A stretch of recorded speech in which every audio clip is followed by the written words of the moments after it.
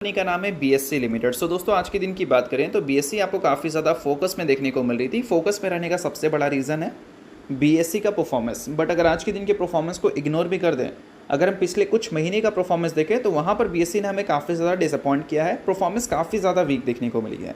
अब उसके पीछे का कोई बोल सकते हैं रीज़न बीएससी से रिलेटेड पर्सनल तो हम नहीं बोल सकते हैं, बट बीएससी जिस सेक्टर में काम करती है उस सेक्टर को डैमेज हो सकता है सेबी की वजह से।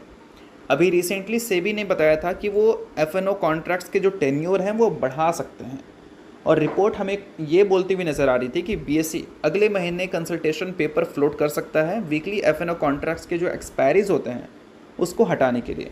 और ये अगर हटता है तो चाहे कैपिटल मार्केट से जुड़ी कोई ब्रोकर हो या फिर एक्सचेंज हो, सभी के बिजनेस अच्छा खासा डैमेज कर सकते हैं। और निखिल कामत ने बताया था कि ज़ीरो डिलीवरी का जो वो बेनिफिट देते थे इन्वेस्टर्स को, उनको वो हटाना पड़ेगा अगर ये चीज़ें हो जाती है तो, क्योंकि एफएनओ सेगमेंट से वो इतना कमा रहे थे कि उस सेगमेंट से अगर नहीं भी कमाए तो उनको कोई प्रॉब्लम नहीं हो रहा था।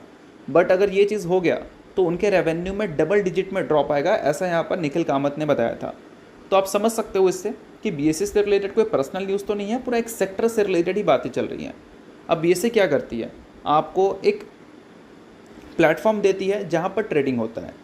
और ब्रोकर की बात करें, चाहे आप बात कर सकते हो ज़ीरोधा के बारे में, आप बात कर सकते हो एंजल वन के बारे में, वो आपको एक प्लेटफॉर्म देती है जहाँ से आप ट्रेडिंग कर सकते हैं।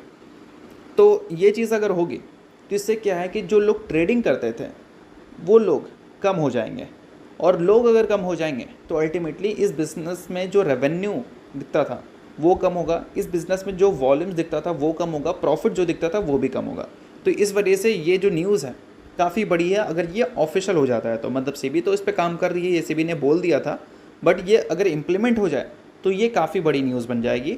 और जो कंपनीज़ कैपिटल मार्केट से जुड़ी कंपनीज़ हैं और एफएनओ में अच्छा खासा डिपेंडेंसी है उनका, उन कंपनीज़ के बिजनेसेस में इम्पैक्ट दिखेगा। बट ये तब दिखेगा जब ये सारी चीज़ें पास हो जाएंगी। बट अभी के टाइम पे अगर देखें तो बीएससी ज़रूर आपको 52 वीक हाई से 27.8% नीचे दिख रही है, क्योंकि इस न्यूज़ की वजह से इन्वेस्टर थोड़े से कंसर्न है कि आगे चलकर बीएससी के रेवेन्यू एंड प्रॉफिट में इम्पैक्ट दिखेगा। इस वजह से वैल्यूएशंस आपको टूटता हुआ दिख रहा है। बट अभी के टाइम पे बीएससी के जो नंबर्स हैं वो कहीं ना कहीं बहुत ज़्यादा मैटर करते हैं। अगर बीएससी के नंबर्स हमें अच्छे देखने को मिलते हैं तो ये जो 52 वीक हाई से एक बड़ा गैप दिख रहा है, इस गैप को वो कम भी कर सकती है।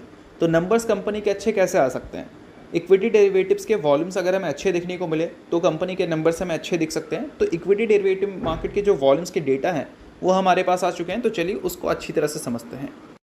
सो देखो दोस्तों, यहाँ पर डेटा मैंने ओपन कर रखा है। अक्टूबर का जो महीना है उसको हम इग्नोर करेंगे, क्योंकि अक्टूबर में कितना दिन हुआ है, अभी सिर्फ 2 ट्रेडिंग दिन हुआ है, तो इस वजह से उसको हम इग्नोर करेंगे।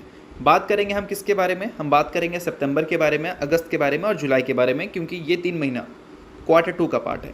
और यहाँ पर अगर हम देखें दोस्तों एवरेज डेली प्रीमियम टर्नओवर, तो वो आपको यहाँ पर देखने को मिलेगा। इसका अगर एवरेज निकालोगे तो एवरेज निकल के आता है लगभग 15,000 करोड़ का, मतलब एवरेज 15,000 करोड़ का डेली प्रीमियम टर्नओवर हमें देखने को मिलता है क्वार्टर 2 में। और अगर हम बात करें क्वार्टर 1 के डेटा के बारे में, तो वहाँ पर भी जो एवरेज हमें देखने को मिलता था वो 15,000 करोड़ के आसपास का ही देखने को मिलता था। तो इससे हम क्या उम्मीद कर सकते हैं, इससे हम उम्मीद यही कर सकते हैं ना कि बीएससी के आने वाले जो क्वार्टरली रिजल्ट होंगे वो हो सकता है कि ईयर ऑन ईयर बेसिस पे, लाइक पिछले साल जो कंपनी ने रेवेन्यू दिखाया था और इस क्वार्टर में जो कंपनी रेवेन्यू दिखाएगी वो ज़्यादा दिखाएगी। बट पिछले क्वार्टर में जो कंपनी ने रेवेन्यू दिखाया था उसके कंपैरिजन में इस क्वार्टर में जो रेवेन्यू है इसमें कोई बड़ा गैप हमें देखने को मे भी ना मिले, क्योंकि दोनों क्वार्टर में जो एवरेज रहा है पर डे का प्रीमियम टर्नओवर का वो हमें ऑलमोस्ट सेम देखने को मिला है इस वजह से। बाकी अगर हम बात करें इसके अलावा दोस्तों नोशनल टर्नओवर के बारे में, तो वहाँ पर आपको ज़रूर गैप देखने को मिल जाएगी।